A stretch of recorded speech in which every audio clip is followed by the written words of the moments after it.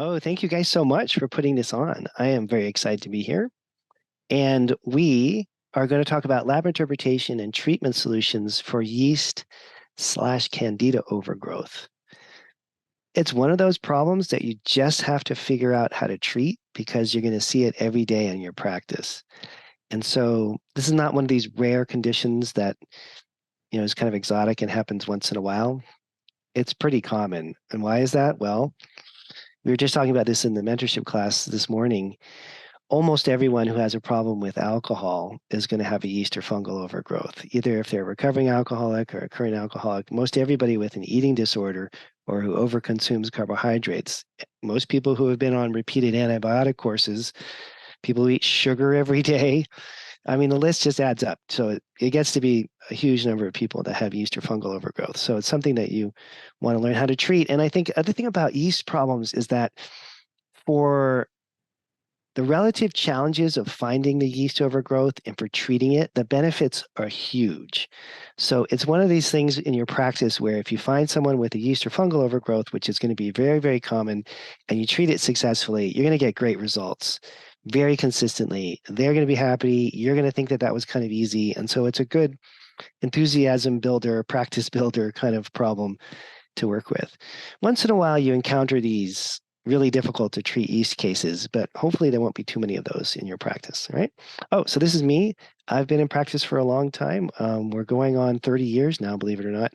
And I've done a lot of stuff in the industry, working with a lot of lab directors and lab developers. My two main teachers, Dr. Timmons and Dr. Lord, were very deeply involved in the lab industry. And so I've always kind of had a penchant or an interest in lab testing and a strong interest in lab interpretation. And what I found in our field is that a lot of practitioners need help with how to explain the labs to patients, not just interpreting them and designing the protocols. I mean, that part gets to be pretty easy after a while, but explaining why they should do the test to the patient, getting them to do the test, making sure that you explain the program that you want them to do well enough that they can be successful with it. A lot of patient communication skills development, I think, is really required because it's a new area for most patients. They're not familiar with what we're doing. I mean, if you go to your regular doctor and they say, hey, it's your yearly exam. I want you to do a blood test. Nobody goes, well, why? You know what I mean? Everybody knows that you go to see a regular doctor and every year they do a blood test. And most people don't know what's on the test, but they just like know that, assume that's why they're there. In functional medicine, it's a little more challenging. So we teamed up with the doctor's data staff, and I have to thank them dramatically for all their help in putting this class together. And I built a boot camp called Getting Started Interpreting Doctors' Data GI 360. And it's the first time we've done this, so it's always very exciting when we do a class for the first time. You get a 20% discount if you are a Doctor's Data client and you use that code up there. Doctor's Data 23, DD23 is the code. You can scan that little QR code there and on your phone and get access to signing up for this class. And it's starting in a couple of weeks. So anyone who's really interested in this work, I'd encourage you to check out that course, see if it's the right fit for you. All right, so now we're going to jump into this whole yeast issue. There's many different forms of yeast, and we're going to see a bunch of different forms on the lab testing that we review in a few minutes. But Candida albicans is probably the most well-known one. You can have a problem show up in relation to skin, mouth, vaginal tract. But really, the key point is that we all have some exposure to yeast and fungal organisms all the time. And it's the balance between the good or commensal bacteria and your immune system and the yeast that is the problem. So if your immune system is in great shape, if your microbiome is in great shape, the immune system in your gut, I mean, and your microbiome is in great shape, then these yeast organisms really don't have a way to get a foothold and cause problems. It's when those systems are weakened that we have really big problems that flare up for patients. So there's also different types of candidiasis based on the location. So vaginal tract, it could be skin related again, could be oral candidiasis, which we call thrush, invasive candidiasis. You can have really severe problems if your immune system is crashing.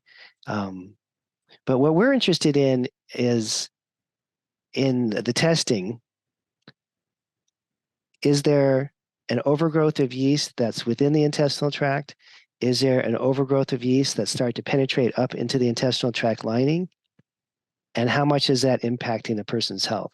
So in the conventional world, they look at this a little bit differently than we do. We see the labs, I can explain that in more detail. Um, and again, right off the Cleveland Clinic website, so this is a more mainstream approach. Yeast occurs naturally in our bodies, and it can impact both healthy people and those who are immunocompromised. And we're going to see this flare up often with people with diabetes, if you're pregnant, and babies and infants, people that are hospitalized, people that are using catheters. And, in my practice, we see this with high stress executives who are running 3 different companies, and they're in Silicon Valley and they don't even have time to eat lunch, for the last 7 years, and they're just stressed out of their minds. So stress can trigger this. A really bad diet with a lot of sugar can trigger this kind of a problem. As I mentioned earlier, recurrent use of antibiotics. A classic naturopathic theory, and I found this to be quite true myself in practice, is if you have mercury toxicity, the idea, I think, being that the mercury acts as a sort of natural antibiotic, kills a lot of the good bacteria in the gut and allows the yeast to proliferate. There's a big problem with people who are taking birth control, can trigger yeast or fungal overgrowth. And so the odds are stacked against a lot of our patients in terms of yeast becoming a problem. We had this one patient, this is a great story. We had this one patient like 10 or 15 years ago, and he was a recovering alcoholic. He wasn't drinking anymore. And he was driving from San Francisco to Los Angeles, and he got pulled over by the highway patrol because they saw him driving erratically on the freeway and they thought he was drunk. And they pulled him over, and they took him to jail. They thought this guy was drunk. He had not had a drink in a long period of time. He was clean and sober, but he had eaten a ton of sugar on this drive, like donuts and candies and all kinds of things, and sugary drinks, just to keep himself energized for this long drive. And he had created so much, he had dumped so much sugar into his system, and his yeast overgrowth had proliferated so much that he got that, he like created his own fermentation system in his gut, and his behavior made him look like he was drunk. So this can happen in all kinds of different ways and manifest in, headaches or skin problems or sinus infections and recurrent different allergies. I mean, the list goes on and on and on. When I was working at one of the labs, 25 years ago, we were bored. It was like a Thursday afternoon, and we took out like 100 different patient cases and we put them up on this wall. I really clearly remember this. And we lined up all the, this lab was doing a bunch of different kinds of tests, but one of the things they were famous for was a yeast or fungal overgrowth test. And they were also really famous for doing these tests for gluten. And so we lined up all these gluten tests, and then we lined up the parallel test for that same patient with yeast and fungal overgrowth. And we're staring at this wall going, whoa, this is trippy, because the more severe yeast overgrowth patients all had problems with gluten. Okay, so there's a really strong relationship between a gluten intolerance. Not everyone with the yeast overgrowth is going to have a gluten problem, but most people that are gluten intolerant that are still eating gluten, the gluten is going to damage the intestinal tract lining, immune response, and create all the conditions that are just perfect for yeast overgrowth. And a lot of times when you're working with a patient and you put them on a gluten-free diet, they feel so much dramatically better. It's because the yeast is being reduced also. And so I hate these kind of slides, but I put them up for a reason, I guess, because Candida symptoms can be anything from anything, right? It could be thrush. I mean, that one's kind of obvious that it has to be yeast overgrowth. But you could have PMS or menstrual irregularities or joint pain or asthma or hay fever or sinusitis. But you could X out the top of this slide that says Candida overgrowth and put in mercury toxicity symptoms. You could probably just replace Candida overgrowth symptoms with gluten intolerance symptoms, right? So the problem with yeast or fungal overgrowth, or one of the problems, is that the symptoms can be so multifactorial that it's really difficult to tell just by talking to the person sometimes whether there's a yeast or fungal overgrowth. Hence, we do the lab testing so you can nail these cases and know exactly what to do. And the beauty of the current scientific advancements is that you not only can see the yeast organisms on the test, but the lab gives you the exact right options in terms of treatments for both prescription and non-prescription treatments for yeast and fungal overgrowth. So it's just a beautiful thing. Now, and Dr. Timmons taught me this in the early 1990s, that yeast overgrowth means you got to investigate more. So if you see a yeast problem on a stool test, you got to look at the rest of the stool test and see what else is going on and look at all the lifestyle factors and everything else, because you'll often find that yeast overgrowth is secondary to a Giardia or a Crypto or a E. histo or a Blasto or even an H. pylori infection. In one study, they found that in the majority of Giardia cases, there was a yeast overgrowth. And one of the clinical tips that I found to be very helpful is if you do find a major parasitic infection on one of these tests, let's say Crypto, Giardia, Blasto, E. histo, any of those, you should assume that when you're coming to the end of the parasite treatment, whether you're using prescription antibiotics or using an herbal antimicrobial program, there's often sort of a pause right as you're done treating the parasite and then a flare up of yeast overgrowth. So we very often want to be aggressive about treating yeast right after the parasitic treatment is done. And at least the way that I was trained, if there is a parasite in yeast, there's two organisms going on at the same time that are causing infections, we'd always go after the parasite first. I've stuck with that rule, and that seems to be pretty consistently effective to do it that way. Okay. And again, oh yeah, this is my little story. The PCR for Candida is going to be connected with gluten intolerance. So there's stool testing for Candida. And like everything in life, it's not exactly perfect. It gives you a sense of what's going on, but it may not let you know exactly how invasive the yeast organisms may be. So it can tell you that there's generally a carbohydrate digestive problem they have to address. But you'll find that some very severe yeast overgrowth cases that may take you a year or two to resolve look identical on lab to a case where you give somebody a 2-month herbal program and they're all better at the end. So you can't tell exactly from the labs how much work it's going to be to get rid of the yeast overgrowth. So just keep that in the back of your mind. So in terms of how you're expressing this to patients, you don't want to guarantee them that in 2 months this is all going to be better, because you really don't know until you get in there and you start that first couple of months of treatments. Similarly, absence of yeast on stool testing doesn't mean that the yeast is not there. So you're not always going to find it on a stool test. And that's just the way it is. And it's true for all these things that we look for. None of these tests are perfect. So once in a while, you need to treat someone for yeast overgrowth just based on, like the recovering alcoholic I told you that got pulled over by the LA cops. Clearly his gut was just a fermentation factory. Whether he had positive test findings or not, you're going to want to treat him. But I'm also, this came up in class the other day too, I'm also a very strong advocate of always testing people no matter what. In fact, my original teacher, Dr. Timmons, would not allow you to schedule with him. You literally couldn't walk into his clinic and schedule to talk to him unless you had a stool test already done. And so I kind of took on that attitude. At first, I thought it was a little crazy and restrictive, but I've taken on that attitude now in my own practice, because you're going to miss so many things if you don't run the GI testing on people. And it's not a huge expense. It's a little bit of a hassle. It's a couple days of someone's life to kind of figure this out. But the benefit is so dramatically worth it that we really want to, I guess, require that everyone that you work with do a GI 360. I wouldn't see a patient without the testing done first myself now. And again, I thought that was a little nutsy and crazy when Timmons first told me that. That was how he ran his practice. But I understand why he does that now, and I'm doing it too. So it just goes to show what the passage of time does. So yeast overgrowth terminology. You can have a commensal overgrowth that's limited to the inside lining of the GI tract. It can become invasive. Now it's penetrated into the gut lining itself. And that is going to be, because it's going into the gut lining, it's like nailing a bunch of nails into a piece of wood. It's starting to make holes in the gut lining, which we call leaky gut. And so that is when it's getting a little more severe. And you can have systemic yeast overgrowth. I've never treated that because these people are generally hospitalized.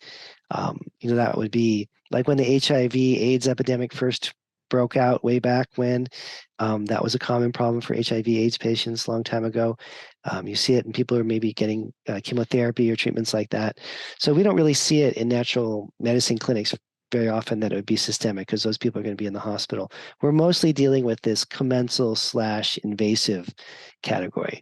Now, one of the big problems with invasive yeast is that there is times when the yeast has penetrated into the gut lining quite deeply, and then it's not shed in the bowel movements as much.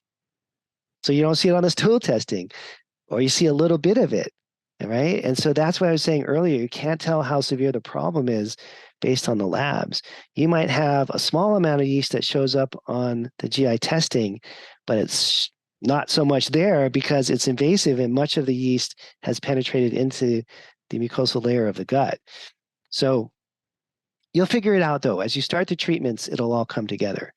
Now, one of the rather incredible things that doctor's data has done, and you really have to respect the lab for taking the time and energy and resources to dedicate their staff to do this, is the creation of the doctor's data antibiogram. Okay, and there's a white paper on this you can read. You can see the link there, and I'm sure the lab be happy to share this with you if you ask. And this is very important. So one of the things, and I have to get my glasses out because the print is really small on this thing, okay? So one of the things that they do is they take an amalgamation of all the different testing that they run, and then they look and they see how the various sensitivities played out. And then they have a chart for us, which shows prescriptive agents on the left, the percent of susceptibility, and natural agents on the right, and the percent of sensitivity. And this lets you know what works against what. With a data set, of maybe 10,000 plus people. And then they update it every year. So obviously it's 2023 right now. So they're using their 2022 data. When 2023 closes out, they'll update all this. And this is like a real-time analysis of what's actually working and not working. Of course, also on the test for an individual patient, they'll give you what that patient's results are in terms of susceptibility. But I find this chart extremely helpful to get a more global view. And when I was working more actively at one of the labs, it's just an amazing experience to be in a lab company and to see thousands of tests come in. It's just really amazing because when you're in practice, I mean, do you ever see 1,000 tests in a month? No, never, ever. I mean, you see maybe if you have a really busy clinic, maybe you see 50 or 100. You'd have to be a pretty busy doctor to get to those kind of numbers. And so maybe a lot of us might only see 10 or 20 stool tests a month coming through.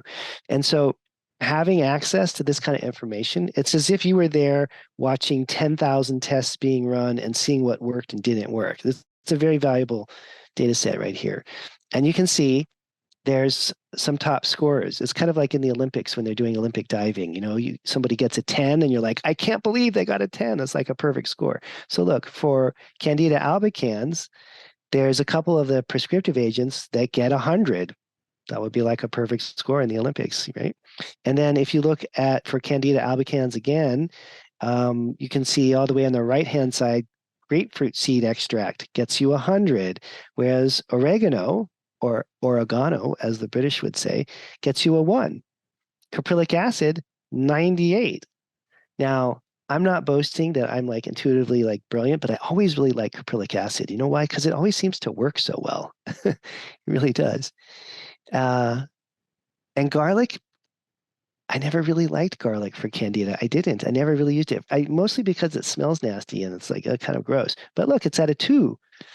Okay. So, rather than going on my personal opinion and intuitive wisdom here, it's really nice to have a data set where you can just look up the organism and see what works and doesn't work. And then, of course, you can also look at your individual patients' data. And we'll look at some labs in a minute so you can see that and get a reference for them as an individual, but you have the larger data set so you can see how your patient fits in to the overall big picture. So they've also updated, doctor's data has updated the natural agent recommendations beginning in August of this year. So they added in olive leaf, golden seal, ionic silver, and colloidal silver. for the bacterial markers. They also added in golden seal, palo de arco, and propolis for the yeast, and they pulled out a couple of markers, including the current silver agent that they were testing, grapefruit seed extract, berberine, for bacteria, and then grapefruit seed extract and berberine for the yeast organisms. Now, this doesn't necessarily mean that these products are extremely good or extremely bad. And I think sometimes in natural medicine, products work for reasons that we don't really understand. For example, with berberine, I'm going to stick up for berberine a little bit here because berberine is getting kind of slammed. If you look at the numbers here, berberine gets a 38 against Candida albicans. I mean, honestly, that's not it's not a 2 like garlic, which I hate, but it's not very good. And I love berberine. So I think there's also other things going on. Like, for example, berberine's been shown to really help with the growth of Akkermansia muciniphila, which is one of the commensal bacteria. So it's not always just about the killing action of these various plant agents. Okay, there's other dynamics going on. And some of you may be like yelling onto your microphone now, but I can't hear you, thankfully, about garlic. There's probably someone out there that loves using garlic for yeast overgrowth. So who knows? Maybe there's effects that garlic has outside of the actual killing that's being measured with this kind of an antibiogram that makes it a justified product to use. Okay, so you don't have to look at this as like a absolute summary of what's good and bad, but it's just a guide. Think of this as a really great guide to help you move along the path of treating Candida. So in terms of addressing Candida, you have drugs, you have natural anti-Candida compounds, and you're not going to get great long-term results unless you address the other factors that are going on, like parasites, like diet, like stress hormones. I have this patient. He's actually I haven't talked to him in a few years, located in Chicago originally, which is where Doctor's Data is. That's a coincidence, though. And my favorite line from this guy, we'll call him Roger, that's not his name, but Roger once said, he's a hedge fund manager. He said, I manage $700 million of other people's money, and every day that's all I can think about. He would wake up at 4 a.m, go into his Chicago office, manage his hedge fund, go home late at night, work 6, 7 days a week, never took a vacation, never saw his family, one of those kind of people. And every year we tested Roger, and every year Roger had yeast overgrowth. And every year we treated his yeast and he got a little bit better. Then every year it came right back. And this went on for 5 or 6 years. And finally, I convinced him to just do the right thing. And we had him take 1 week vacation every quarter. We had him take 1 Friday off every month. And he promised to his wife that he would do a once a year, 3-week luxury vacation for the two of them, which is probably the best thing he could have done for his personal life anyways. And guess what? We treated the yeast and it was done. So stress can drive this forever. So if you're having recurrent yeast overgrowth problems, you just have to look around and see what's going on in that person's life. Dietarily, stress-related, other infections in the gut. And don't be shy to order a second GI 360. You order one, you see a yeast overgrowth, you treat it, it's not getting better. Just order another test and see. You're going to find things on subsequent labs. As the person gets healthier and better, different things are going to show up in the lab testing. So doing a repeat test every 4 months, every 6 months is a really important part of treating these kind of chronic problems, okay? And of course, you want to test and correct the adrenal glands because stress is a huge component of this. And if you can improve cortisol output, you can improve secretory IgA, which is the immune response in the gut. And when you're thinking about a yeast overgrowth problem or any kind of gut infection, really, it's the bad organism, in this case, the yeast, against the good organisms and your immune system. Okay. And if your immune system is in great shape, if your secretory IgA is good, your adrenals are in good shape, and your commensal bacteria are in good shape, then whatever yeast overgrowth is present is going to be negated. But as your immune system weakens because you're stressed and your cortisol is weakened, so the secretory immunoglobulins, those immune factors in the intestinal tract lining are weakened now. That allows the yeast to proliferate. As your microbiome, the good organisms start to fade, that gives the yeast organisms a niche to start to grow. And so it's this multifactorial kind of situation that we're working with really to make this kind of treatment stuff go forward. So addressing the adrenals, you run an adrenal test, correct that. Plenty of lectures out there that can help you with that. Address the lifestyle factors, clear the other pathogens too, the Giardias and cryptos of the world, and then go after the yeast and get the microbiome back on track, and you'll have some long-term success with these kind of programs. And so there's all these other things too that you just have to think about a little bit, which would be antibiotic use. So you may have a patient that has to take antibiotics periodically. I don't know, because they get a periodic dental procedure or something like that, or there's some medical reason why they need to use them, or maybe an occasional antibiotic use that they are required to do. Maybe they had a surgery and they had to take antibiotics, and now their yeast or fungal problem is coming back. Some women may be on birth control and they need to stay on birth control, and they have these ongoing yeast and fungal problems related to that, but you just have to deal with that as the reality of the case. My hedge fund guys in here, you could have a stomach or hydrochloric acid problem. The person's just not, digesting well because they're not eating the best foods and they're rushing through their meals. So you may need to address those kinds of problems. Enzyme issues, gallbladder problems are kind of classic. If you have a gallbladder issue and you're not dumping bile adequately into the small intestine, that can lead to bacterial overgrowth in the small intestine, which can lead to yeast overgrowth.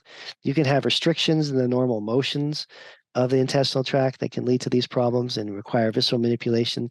So it's a multifactorial approach, and it's not just like find a yeast and then kill it, But what we're concerned about with the yeast is that there's going to be inflammation and then this subsequent malabsorption.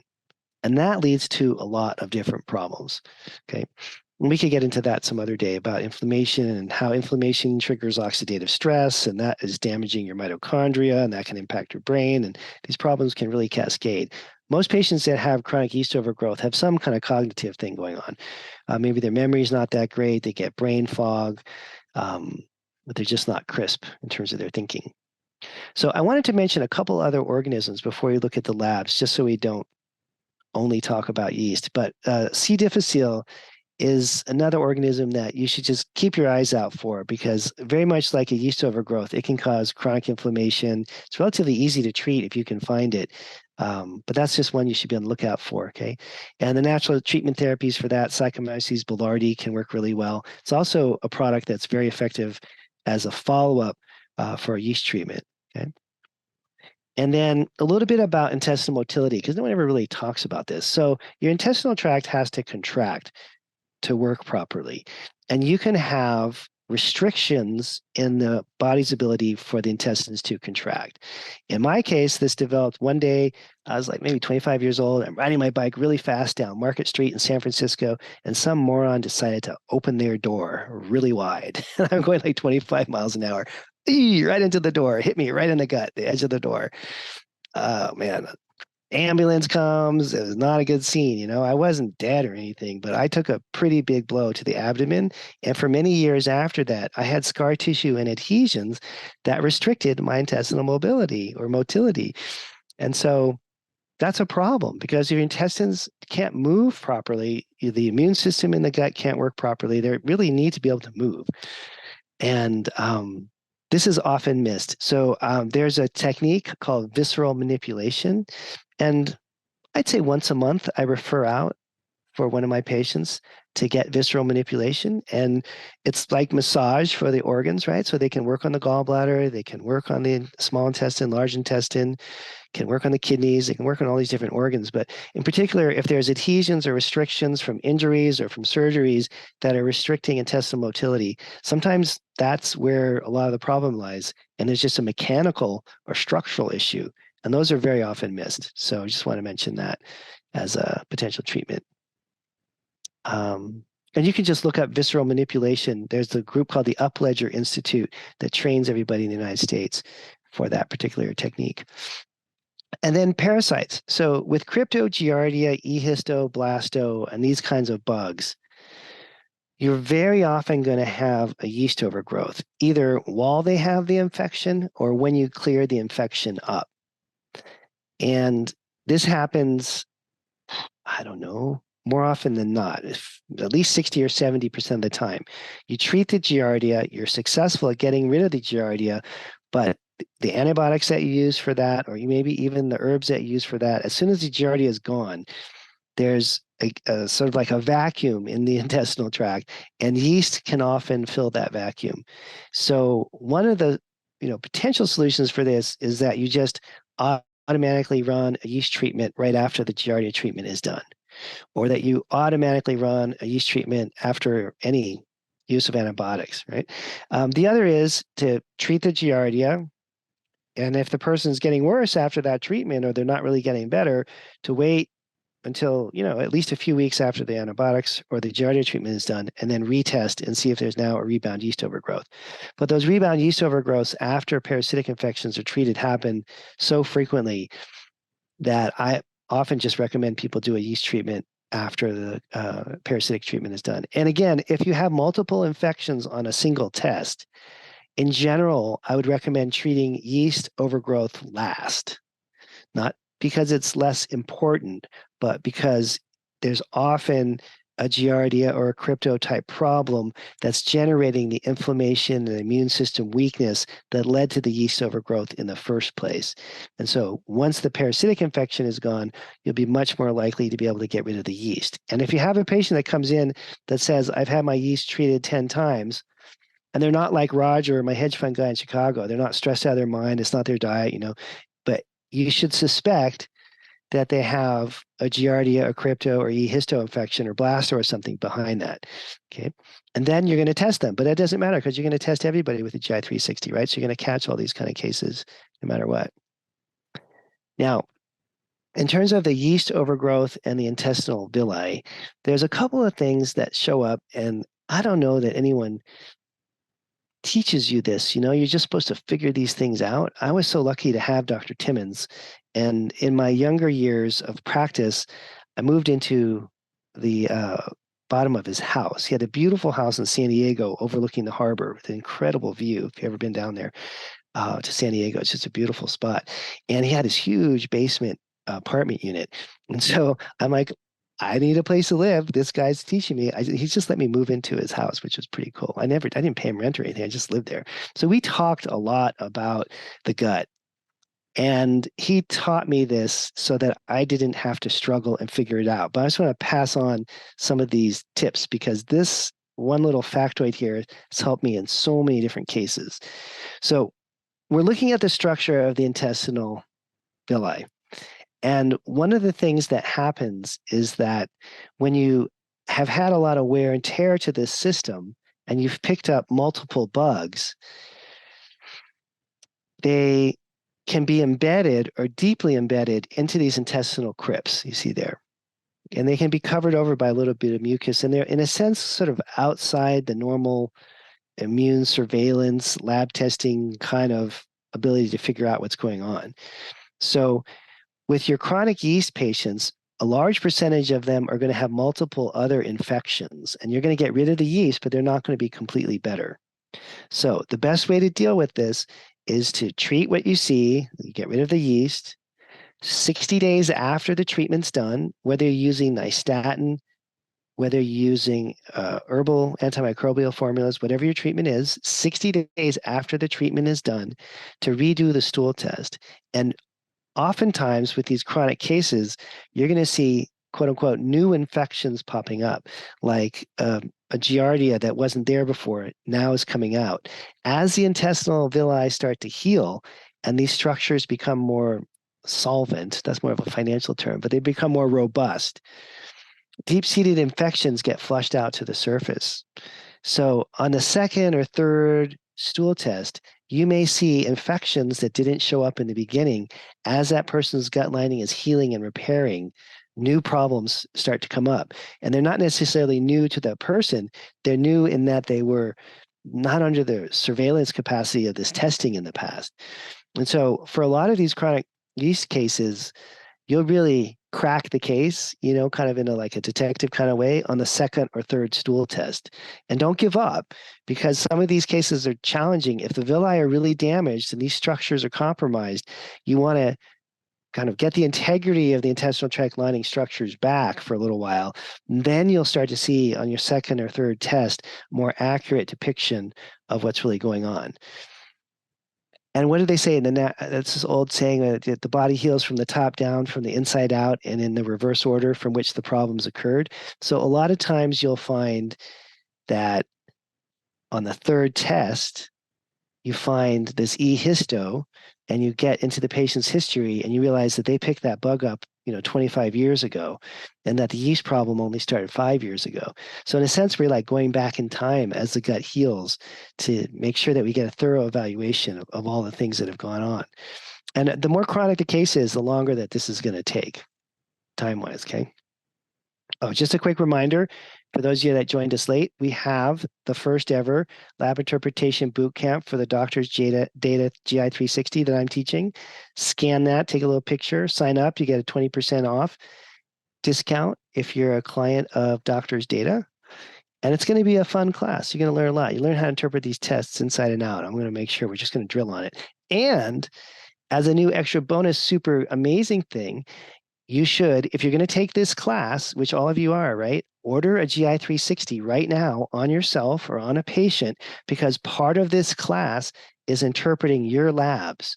So we want you to send in labs of yourself or your patients that we're going to look at in class, analyze together, and help you get on programs, okay? So it's an interactive class. We want you sending in your own labs. So in order to do that, you got to order them, and it takes a few weeks to get the testing done and the results back. So if you want to take the class, order a couple of GI 360s right now so you can submit them to the course, and we'll review them together, okay? All right, so let's look at some labs. Speaking of labs. And then we'll have questions in a few minutes, okay? So we pulled up a few tests. And here we go. Doctor's data, GI 360. Now we're just on the front page of this thing.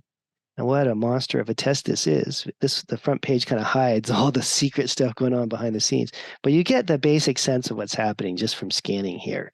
So first of all, you're going to look over in this column where they list all the bad stuff, and you see Dientamoeba fragilis observed. Anything with a name that long, is not good, okay? Propionate, very low. Butyrate, the percent of butyrate high. And then pH low, beta-glucuronidase low, and then Candida lambica cultured. Candida lipolytica cultured. So this is an exact example. You're going to see these in practice all the time where there's a parasite, Dientamoeba fragilis, with a yeast overgrowth.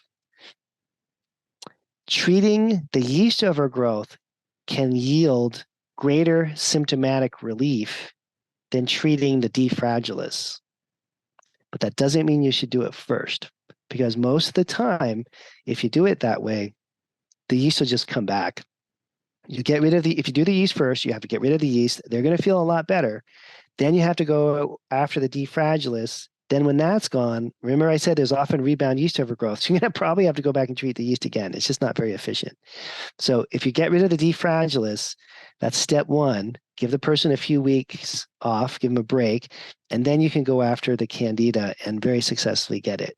Now, if for some reason you have to really give the person symptomatic relief, like, I don't know, let's say they have to go to the bathroom, they have to go, have a bowel movement 9 times a day, and they have diarrhea all the time. And we had this patient recently, she can't even drive for like 45 minutes without knowing that there's a toilet on the way. So, I mean, obviously in a case like that, if the Candida treatment's going to lead to a greater symptomatic relief, do it.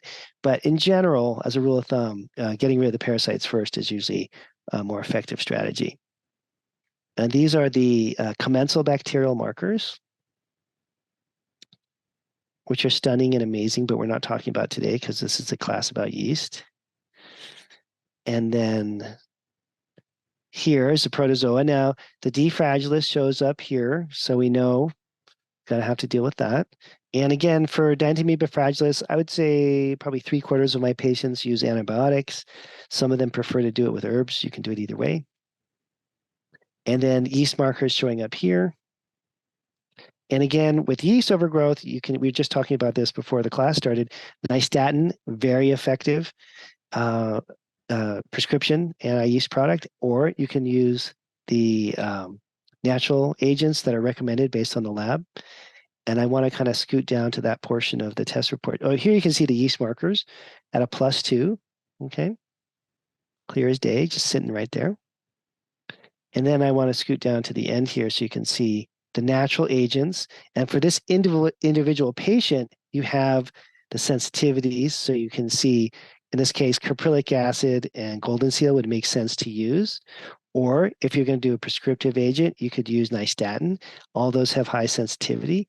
You probably wouldn't use garlic because it has low sensitivity, uva ursi, oregano, uh, undecanoic acid. I really like undecanoic acid. I'm kind of sad that that one's not higher. Pau de arco, propolis. And I'm just joking about myself and my personal opinions. I have, and all doctors, as you get older and more granulated in your brain, you just have your personal opinions about stuff. Like, I don't like garlic and I really like oregano. And science keeps us on track. So my personal opinion about oregano is probably not the thing that should guide what I do in terms of a treatment. When you have a sensitivity test like this, you should go with what the science says. And I think in the beginning years of doing this, you may not have a lot of personal opinions about what works better. But I guarantee you, every decade that goes by, you develop more personal opinions. And it's more and more important as you get into more advanced levels of your practice to do the testing and the sensitivities and make sure that you actually are treating things that are real and not treating things that are based on your personal predilections. Okay. That's really important. And I embrace being wrong. And this classic thing where you're driving and you're trying to find a restaurant and the man is driving a car and who knows who else is in the car, doesn't matter, but he won't stop and ask directions. I am totally open to like asking directions and being wrong about where I'm going. And I think it's really important as a practitioner to be open to being wrong and to just base your decisions on lab data and not on your personal opinion. I think the restaurant's to the left. The GPS says it's to the right. I'm going to go to the right. I think I should use oregano. The lab says I should use caprylic acid. I'm going to use caprylic acid. So be open to being wrong and kind of embrace it. That's my new attitude. Let's see. And if you're younger in practice in your first 10 years, then you don't even have these bad habits yet. Just watch what the labs are saying and do what the labs say.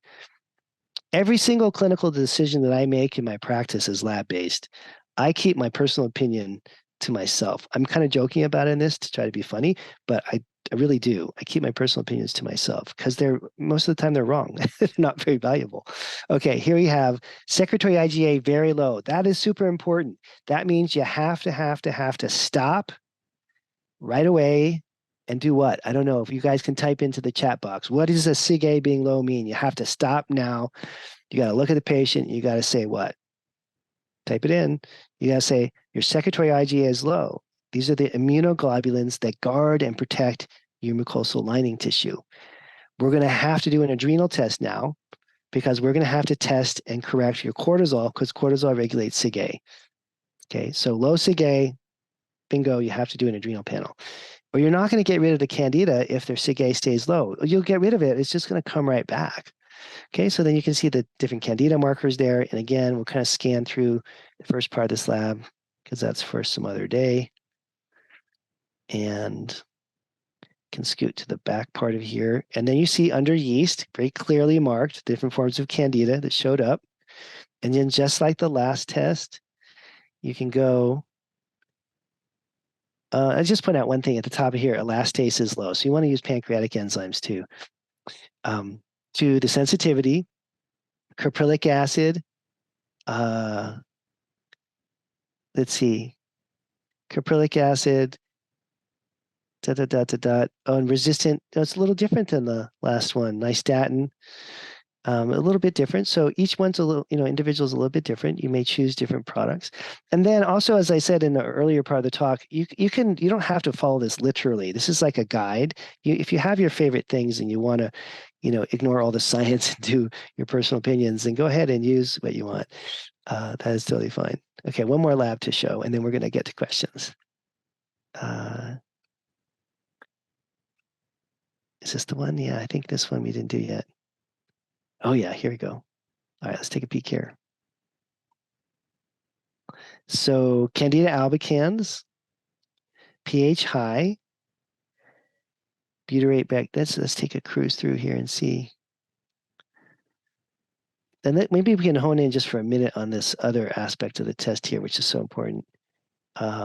There's a bunch of imbalanced bacteria there. That's not good. Oh, there's our Candida albicans at a +2. Okay.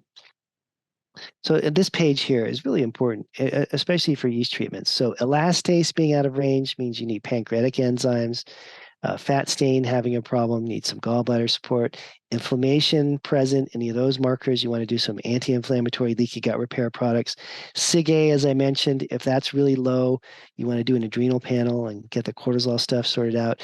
And then I think one of the most important things on this test is right here is the short chain fatty acid section. Okay, so if they're low in the short chain fatty acids, that's a pretty big problem. And there's several of the major supplement manufacturers now have butyrate that you can buy. There's one that's in a liquid, there's one that's in a pill, and you want to stick with the newer forms of butyrate that have come out in the last 4 or 5 years, but they're really effective for chronic gut problems. I use that a lot. It's probably my top 3 favorite gut treatment programs is to use butyrate. I guess I only use it if the person's low in butyrate, but you could use it anyways. You know, it's a really strong anti-inflammatory and helps with the immune system. And again, we have the sensitivities here that are stepping you through. Caprylic acid got knocked down a notch. Most of you might think twice about it, but it's still in the yellow, so it's still going to have some effect. And then we've got our uva ursi and golden seal that are kind of a little bit better off. And then I think for all 3 of these, nystatin is going to show up as a positive thing to use. All right. So I'm going to take a break now and open it up for questions for our last little bit.